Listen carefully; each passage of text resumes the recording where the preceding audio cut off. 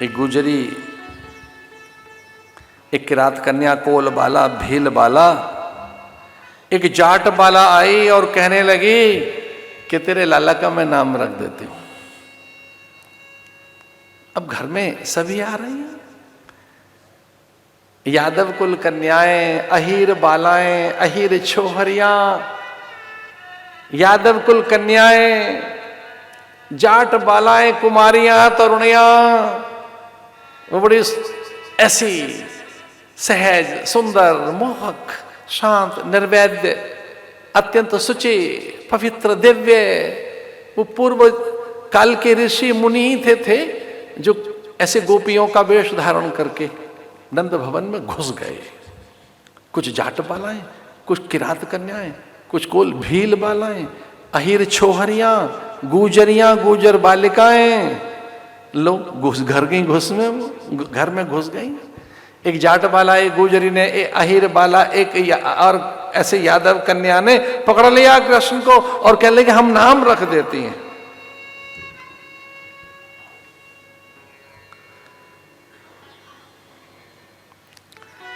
आनंद हुआ नंद को कि हमारे बालक को सब अपना मानते हैं। अन्य भी कितना अधिकार रखते हैं, हमारे परिजन, पुरजन, बंधु बांधव, इष्ट मित्र, कैसा एकाकार है हमारा इनसे, संबंध कितने आत्मीय हैं कि लाला हमारा, और इनमें कितना अधिकार, अपनापन, आत्मीयता। सच में अपनों को इतनी आत्मीयता दो कि आपके घर की हर चीज उन्हें अपनी से लगे। आध्यात्मिक प्राणी ऐसे ही होते हैं। कृष्ण जिस घर में आया है वो उसके माता पिता तो ऐसे ही हैं। तो वो जो जाट कन्याएं थी, अहीर बालाएं, यादव कुल कन्याएं, अथवा गुजरियां या कृषक ललनाएं, वो यादव कुल कन्याएं, उनमें से एक ने कह दिया कि मैं नाम रखूंगी। नंद और यशोदा ने सहमति दी, आप नाम रख दो। और लाला को अंक में भरकर उसने कह दिया ये चितचोर है, मैंने नाम रख दिया तेरे लाला का, इसका नाम चितचोर है। सबने परिवाद किया, विरोध किया, ना ना ना। और यशोदा कह लगी ये नाम ठीक नहीं है। नाम ठीक होने पर भी इसमें एक गड़बड़ है। क्या? बोले चोर लगा हुआ है इसमें। चित्त चोर ठीक नहीं है, चित्त के साथ चोर भी जोड़ लिया आपने, चित्त चोर ठीक नहीं है। कोई कहती है कि अरे चित्त चोर, हाँ ये ठीक नहीं है, तो मनहर रख दें। माँ यशोदा ने पूछा इसका अर्थ क्या है? बोले जो मन का हरण करे, जहां मन न रह जाए, मन की सत्ता ही चली जाए, जिसके दर्शन करने के बाद मन की कोई सत्ता नहीं रहती, ये मनहर ठीक रहेगा क्या? फिर कोई कहती है कि ना ना मेरा नाम ठीक है, क्या? यशोमती कुमार। कोई कहती है नंद नंदन। एक तीसरी निकल कर आई, उसने कहा ना ना एक नाम मेरे पास है बहुत अच्छा। वो क्या है? बोले ब्रजनंदन। एक ने कहा खाली अकेले ब्रज के हैं क्या? ये ब्रजनंदन नहीं है। फिर क्या है? बोले तो सर्वेश हैं, सबके हैं, जगदीश हैं। एक ने अलके छूते हुए कहा है तो केशव हैं, कोई मुकुंद, कोई माधव, कोई बनवारी। एक ने तो अद्भुत नाम रख दिया। वो कहने लगी देखिए सारी बातें झूठी हैं, ये तो इन्हें तो गौ ही तो चरानी है, गोपाल ठीक रहेगा। जब बड़े हो के चरानी गौएं हैं तो नाम सीधा रखो, गोपाल ठीक रहेगा। और हाँ गौओं के झुंड में ही रहेंगे तो एक ने कहा गोविंद कैसा रहेगा। एक कहने लगी कि गोपाल ठीक रहेगा क्योंकि गौएं चरानी है। दूसरी कहती है नहीं गौओं का झुंड होगा इनके आसपास तो गोविंद रख देते हैं। और एक तो हद करती है अहीर बाला, अहीर छोहरी आई एक लड्डू लेकर और हाथ में रख दिया लाला के लड्डू और कहने लगी लड्डू गोपाल ठीक रहेगा। ये गोपाल भी ठीक नहीं है, लड्डू गोपाल। एक कहती है केशव, कोई कहती है माधव, एक ने मुकुंद रखा, एक ने बनवारी रख दिया, एक ने कहा मदन मोहन ठीक रहेगा। एक झुंड निकल कर आया। उन्होंने कहा बिहारी कैसा रहेगा, कुछ तिरछा सा है, बांके बिहारी ठीक रहेगा। एक ने कहा रसिक बिहारी, एक ने कहा छैल बिहारी।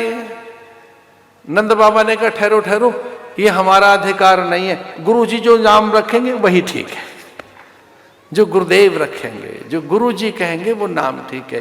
क्योंकि नामकरण में हमारा अधिकार नहीं है, हम अपने इन गुरुओं के अधिकार का प्रयोग नहीं करेंगे। इसलिए नामकरण संस्कार में गुरुदेव के आशीष लेंगे। अब गुरु भी दो हैं, ये वैसे तो बेटा देवकी का है तो उनके गुरु आने चाहिए, हमारे यहाँ आया है तो हमारे गुरु हों, और इस प्रकार से दोनों ही गुरु बुला लिए गए। वसुदेव की तरफ के गुरु गर्गाचार्य और नंद बाबा के गुरु शांडिल्य ऋषि। इस प्रकार से दोनों ही ऋषियों का आह्वान किया गया। ऋषियों ने कहा कि देखो गोपनीय ढंग से नाम रखा जाएगा, परिजन पुरजन बंधु बांधव इष्ट मित्र और ये गोपांगनाओं का झुंड न रहे। तो पूछा नंद बाबा ने कि इनको क्यों नहीं रखना चाहते? बोले हम कोई नाम रखेंगे बीच में एक नया नाम और रख देंगे, इसलिए हम अकेले में ही नाम रखेंगे। तो किनकी संगति रखें? बोले गौ माता की संगति में, तो गौओं के झुंड में एकांत में, इसलिए कि हम भेद खोल देंगे तो भेद की रक्षा होनी चाहिए। स्वस्ति वाचन करने लगे गुरुजन और गौ माता की सन्निधि में भगवान के नामकरण की लीला है। 1 वर्ष पहले रोहिणी के गर्भ में भगवान से पूर्व बलराम का आगमन, तो बलराम का भी नाम रखा नहीं गया था। रोहिणी उन्हीं की यहाँ वास कर रही थी और वसुदेव की 5 पत्नियां, वसुदेव की जो 5वीं पत्नी थी उनका नाम था देवकी। वसुदेव की जो सबसे बड़ी पत्नी थी उनका नाम था रोहिणी, और रोहिणी उस बालक की रक्षा कर रही थी, उस देवकी के अंश की रक्षा कर रही थी। रोहिणी उनके यहां छिप कर रह रही थी। गौरवदन गोरा सुंदर बलराम बलभद्र, पहले उनका नाम रखा गया। ऋषि गर्गाचार्य ने कहा अयम ही रोहिणी पुत्रो। ये सामान्य नहीं है, ये रोहिणी का पुत्र, इसका नाम बड़ा अद्भुत है, ऐसा कल्याणकारी नाम है जिसमें मुक्ति है। पूछा क्या नाम रखा आपने? इनका नाम है राम। ये राम है। ऐसा लक्ष्मण के मन में कभी त्रेता में ये बात थी। लक्ष्मण ने भगवान राम से बात कही थी कि हे देव, अगली बार जब आपका आगमन होगा धरती पर, जब आप फिर आएंगे द्वापर में, तो आपके आने से पहले मैं पहुंचूंगा सेवा के लिए, बड़ा बनने के लिए नहीं। इसलिए अवसर मुझे मिले पहले पहुंचने का। तो भगवान ने कहा जो पहले आता है वो तो राम होता है, पहले जो आएगा वो तो राम है। तो लक्ष्मण ने कहा था कि एक पल के लिए मैं राम भी बन जाऊंगा, एक पल के लिए।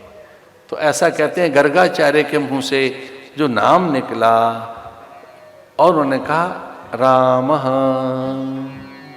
आपका जो बेटा है गौरवदन सुंदर सा, ये जो 1 वर्ष का बालक हो चुका है, इसका नाम राम है, पर बल की अधिकता के कारण ये बलराम कहलाया जाएगा। बलाधिक्येन बलराम, इनमें बल की अधिकता रहेगी, आत्म बल की, ज्ञान बल की, तप बल की, जप बल की, भाव बल की, एक धन का भी बल है। जब केवल अकेला धन का बल जगता है तब आदमी भद्र नहीं रहता, अभद्र हो जाता है। पर ये भद्र रहेंगे, ये हैं बलभद्र। बल पाकर भी जो भद्र रहें, ज्ञान का भद्र, ज्ञान की भद्रता, विचार की भद्रता, इनमें प्रेम की भद्रता रहेगी, इसलिए ये हैं बलभद्र, बलदेव, बलाधिक्येन बलराम। तो देखिए पूर्व काल की स्मृति आ गई, और बलराम का एक पल के लिए नाम राम रखा गया, राम। लेकिन उन्हें ये अच्छा नहीं लगा कि राम मेरे स्वामी हैं, मुझे लोग राम न पुकारें। गुरु से उन्होंने प्रार्थना की कि पूर्व काल की मेरी एक कामना जरूर रही होगी कि मैं पहले आऊं, पर मैं राम न कहलाऊं। तो गुरुदेव ने उसी समय नाम बदल दिया ये कहकर कि ये राम तो है, पर राम के नाम से नहीं जाने जाएंगे, बलराम के नाम से जाने जाएंगे, बलदेव के नाम से, बलभद्र।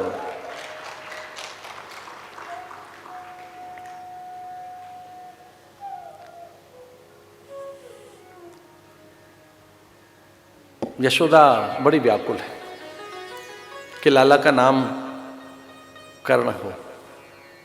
गुरुजी इनका नाम रखते हैं। गुरुदेव की आंखें बंद हो गई, आनंदित हो गए, धन्य अनुभव करने लगे। और एक सामान्य बात कह रहा था मैं, पंडित को तो पूर्णता तभी मिलती है जब उसे परमात्मा के दर्शन हो। पांडित्य का लाभ कब? विद्या का लाभ तो तभी है जब भगवत दर्शन हो, भगवदानुभूति हो। जो विद्या और जो पांडित्य हमें भगवान न दे और केवल यजमान दे दे, केवल सम्मान दे दे और केवल धन दे दे, तो ये कैसी हानि है जीवन की।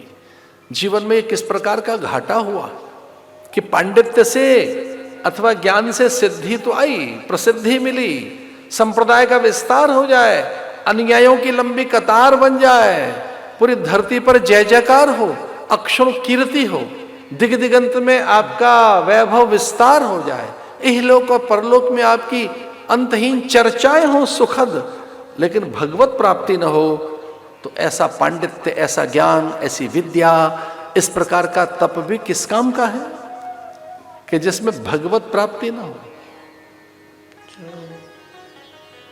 अनुयायी तो बहुत बन जाए, प्रसिद्धि मिल जाए, इहलोक परलोक की अनुकूलताओं का सृजन आपके पास खड़ा हो जाए, देव भी आपके अधीन हो जाए, संपूर्ण प्रकृति पर आप विजय प्राप्त कर लें, अथवा वाचा सिद्धि मिल जाए। इसलिए आंखें भर आई गर्गाचार्य की। गर्गाचार्य ने कहा धन्य है मेरा जीवन, मैं त्रिकालदर्शी, मैं पंडित, मैं योगी, मैं वेद मूर्ति, मैं वेदज्ञ और शास्त्रज्ञ ब्राह्मण, मैं मांत्रिक, मुझे सारे मंत्र आते हैं, मैं मांत्रिक, मैं यांत्रिक गुरु, मुझे यंत्र मंत्र सब आता है, मैं वेद ज्ञाता, मैं चारों वेदों का एक प्रकार से पारायण करने वाला, मैं पुरोहित और मैं पंडित अभी तक अधूरा था। आंखें भर आई पंडित की, उस आचार्य की, उसकी आंखें गीली हो गई और वो कहने लगे शांडिल्य से कि जीवन में धन्यता आ रही है, आज पांडित्य को पूर्णता मिली कि सामने परमात्मा के दर्शन हो रहे हैं। जो आनंद सिंधु सुख राशि, जो देखिए भगवान के दर्शन के बाद चित्त स्थिर हो गया। साधक को अनेक सिद्धियां मिल जाए पर साध्य की प्राप्ति न हो, साधक को अनेक सिद्धियां तो मिल जाए पर साध्य की प्राप्ति न हो, और यहां साधक को सिद्धियां नहीं साध्य की प्राप्ति हो गई। गर्गाचार्य अपने को साधक मान रहे थे और ये एक जीवन का वैशिष्ट्य भी है कि आप कितने ऊंचे हो जाएं, अपने को साधक ही मान के रहे, उपासक मान के रहे, आराधक मान के रहे। ये ज्ञान न रहे आपको कि अब सिद्धि मिल गई, श्रेष्ठता मिल गई, उच्च स्तरीय प्रतिष्ठा मिल गई। प्राय शिक्षक भी निरंतर अध्ययन करते रहते हैं, आचार्यों के पारायण निरंतर रहते हैं, निरंतर। यहां तक बताया गया है साधक के लिए कि अगर विद्या कंठस्थ हो गई है, हृदयंगम हो गई है, आपकी विद्या आपका चिंतन बन गई, आपकी विद्या ही आपका चरित्र बन गई है, आपकी विद्या ही आपका स्वभाव बन गई, आपकी विद्या ही आपका पूरा जीवन और दर्शन बन गई है, फिर भी मंत्रों को देखकर बोलो। ग्रंथ जरूर खोलो। एक भाग ग्रंथ खोलने के बाद, पारायण करने के बाद आपकी प्रवृत्तियों में उपासना में उपास्य के प्रति उपासक भाव रहेगा। और ये ध्यान रहे, हम उपासक बन के रहें, जापक बन के रहें, पाठक बन के रहें, हाँ साधक बन के रहें। श्रेष्ठताएं मिल जाने के बाद भी, सिद्धियां मिल जाने के बाद भी, उच्च स्तरीय पद प्रतिष्ठित हो जाने के बाद भी आपके मन में आप उपासक भाव ही रखिए। और उपासना का एक भाव वीर भाव भी,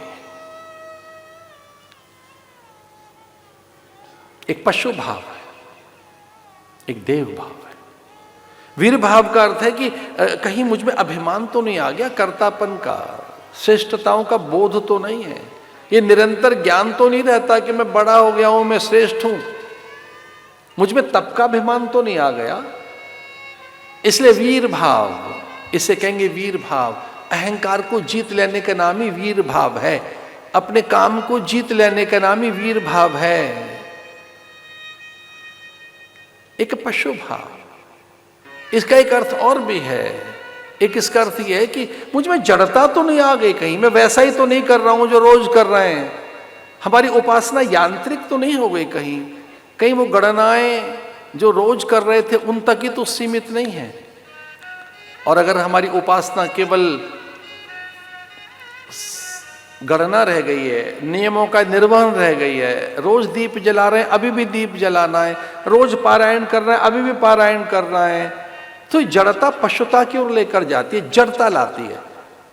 मैं निवेदन ये कर रहा हूं कि साधना में जड़ता न रहे, यांत्रिक साधना न रहे, ऐसी साधना न हो मोनोटोन हो कि बस कल भी कर रहे थे आज भी कर रहे हैं। और कई बार तो साधना के बाद आदमी सहज हो जाता है, ओह हो गया जप, माला करनी थी हो गई आज की, कितना रिलैक्स फील कर रहे हैं आप, वो माला करनी थी हो गई, पाठ करना था हो गया, और हाँ आज का तो व्रत भी हो गया, बहुत अच्छी बात, सांस ले ली लंबी आपने। इसे कहेंगे पशुता, जड़ता। पानी नहीं पिएंगे, जल नहीं पिएंगे, अन्न नहीं खाएंगे जब तक नियम पूरे न हो जाएं, और जैसी गणना पूरी हुई और फिर आप आरंभ कर देते हैं। इसका अर्थ सजगता नहीं रही, पशुता। साधना में त्वरा रहे, उत्सुकता रहे, भाव प्रवणता रहे, जो अभी कर रहे थे वो दोपहर में भी वैसा मन रहे, सांझ को भी रहे। इसे कहेंगे देव भाव। अपने दैवत्व को जगाइए, वो करुणा, मुदिता, मैत्री, उपेक्षा बनी रहनी चाहिए। उपेक्षा का तिरस्कार नहीं है, जो निंदनीय है उसका क्या ज्ञान करना, उसकी क्या चर्चा करनी। प्राय महापुरुष बहुत आलोचना नहीं करते किसी की, वो कभी निंदा नहीं करेंगे। इसे कहेंगे देव भाव। कुछ अच्छा पहले ही है, बहुत कुछ अच्छा। श्रद्धा तो भागवते शास्त्रम अनिंदा अन्यत्र शास्त्र भी। इसका अर्थ यह है कि पहले ही बहुत कुछ अच्छा है आपके पास, श्रेष्ठ, महनीय, उदात्त, कल्याणकारी, बहुत ऊंचे से ऊंचा जीवन दर्शन आपके पास है अथवा शास्त्रों में है।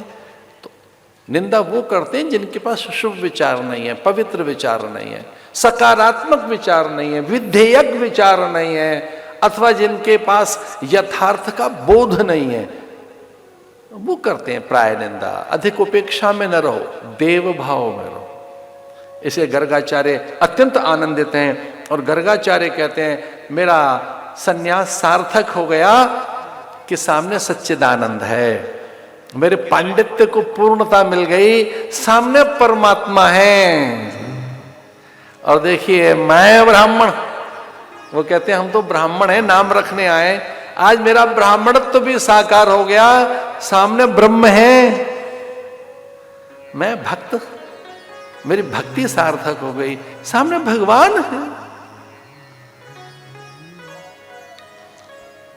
नंद बाबा से यशोदा ने कहा ये आचार्य जी थोड़े बाबरे से लगते हैं, हमारे लाला को देखकर बिलख पड़े, अश्रु आ गए इनके मन में, हमारे लाला के दर्शन करके असहज हो गए, है ही ऐसा हमारा कान्हा, तो इन्हें हो क्या गया है। जो बार बार हमारे लाला के चरण छूते हैं, हाथ चूमते हैं, अंक में भर लेते हैं, और गर्गाचार्य बार बार उनके चरणों को इसलिए छू रहे हैं कि इन्हीं चरणों से तो गंगा निकली है। वो उनकी कोमल उंगलियों का स्पर्श करते हुए उनकी हथेली पर ओठ इसलिए रख देते हैं कि हे देव, हे जगन्नाथ, इन्हीं हाथों से तो आपने समूची सृष्टि की निर्मित की है, आओ इन हाथों का आदर कर लो। मैं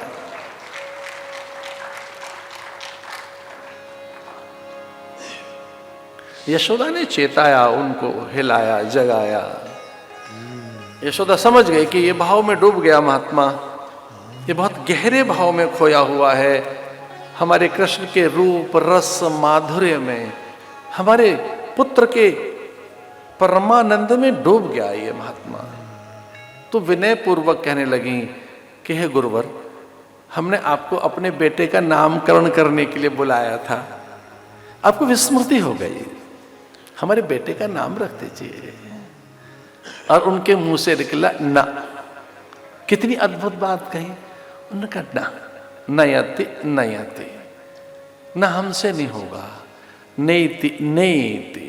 इसका अर्थ है कि न इति न इति, जिसकी कोई इति ही नहीं है, अंत ही नहीं है, जिसका आदि नहीं, मध्य नहीं, वो है ये। एते चांस कला पुंसा कृष्णस्तु भगवान स्वयं। बहूनि सन्ति नामानि रूपाणि च सुतस्य ते, गुणकर्माणि रूपाणि तान्यं वेद नो जना। गर्गाचार्य ने कहा तान्यम वेद नो जना। कई बार वेद भी, पुराण और शास्त्र भी थकित होकर उसकी अनंतता पर विचार करते हुए कहते हैं नयति नयति, नहीं होगा हमसे, नेति नेति। तान्यम वेदनो जना बहुनि संति नामानि, इनके तो अनेक नाम हैं। ये कृष्णस्तु भगवान स्वयं, ये स्वयं भगवान हैं। एते चांस कला पुरुषा, ये ईश्वर है, ये नित्य है, सनातन है, विभु है, प्रभु है। इनका नाम श्री कृष्ण है। नंद बाबा यशोदा ने पूछा था कि हम क्या पुकारे हैं, बोली कृष्ण है कृष्ण। उसका अर्थ बताने लगे। कृष्ण का अर्थ है जो कृष धातु से बना है, जिसमें आकर्षण है, माधुर्य है, मुग्धता है, ऐश्वर्य है, अनंतता है, जिसमें विद्या है, विभूति है, वैभव है, अलौकिकता है, जिसका अंत नहीं है, आदि नहीं, मध्य नहीं, जो सनातन है, समीचीन है, प्रत्येक संदर्भ में नूतन और सामायिक है, जो हर पल प्रासंगिक है। क्या कहेंगे इसको इंग्लिश में, जिसका रेलेवेंस है ऑल द टाइम, जो रेलेवेंट है हर पल, जो है, जो नित्य है। न इति, जिसकी इति नहीं होगी, न आरभ्यते, जिसका कोई आरंभ ही नहीं है, न च मध्य, और हां जिसका कोई मध्य ही नहीं है, जो काल का भी काल है, जो आरंभ के भी आरंभ में, प्रारंभ के प्रारंभ में, पूर्व के पूर्व की जो अपूर्वता है, वो मेरे सामने है।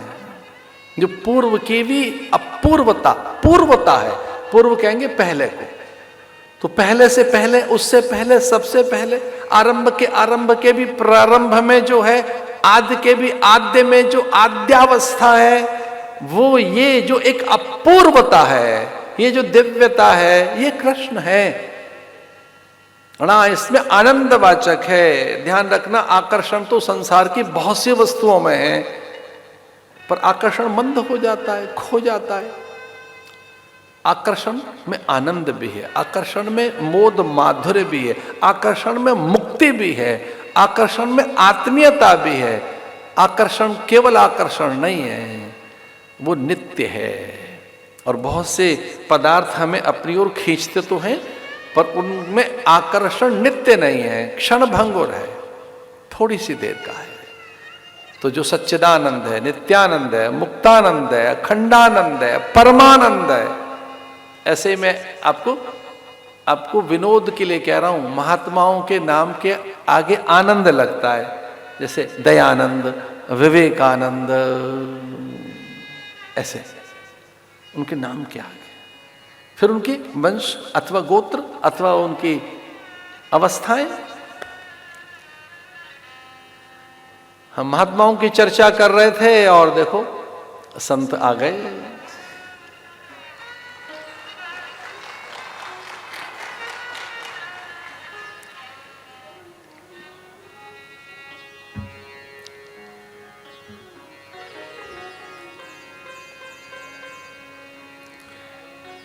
पहली बार गंगा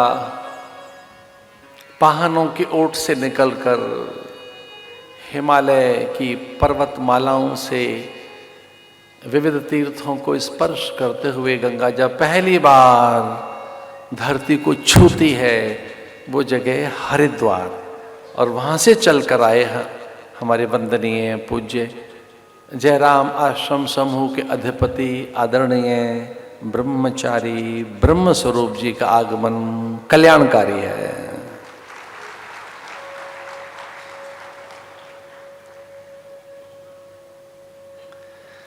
जिनकी पूरे देश भर में अन्न अक्षर औषधि की सेवाएं सर्वत्र ख्यात हैं। अब साधु करे क्या? साधु में स्वभावतः परमार्थ रहता है, परोपकार रहता है, सेवा की भावना रहती है, परहित सिद्धि रहती है, लोक कल्याण की कामना रहती है। उसी प्रवृत्ति के वशीभूत प्राय साधु महापुरुष संत महात्मा योगी मुनिजन अब तक करते आए। अरहंत अब तक भगवान आदिनाथ ऋषभदेव से लेकर भगवान महावीर स्वामी पर्यंत, गुरु नानक से लेकर दशमेश पिता गुरु गोविंद सिंह पर्यंत, ऋषि मुनि गौतम कणाद जैमिनी पाराशर पुलह पुलस्त अगस्त वशिष्ठ विश्वामित्र और अनेक ऋषि मुनि अस्मदाचार्य पर्यंतम, अब तक सारे आचार्य सद्विद्या, सद्प्रवृत्ति, सत्संकल्प, सत्कर्म, शुभ कर्म, पुण्य कर्मों का ही प्रसार करते रहे। उसी परंपरा में ये हमारे महापुरुष सब बैठे हैं। इतने संतों का जो दर्शन है ये वही है।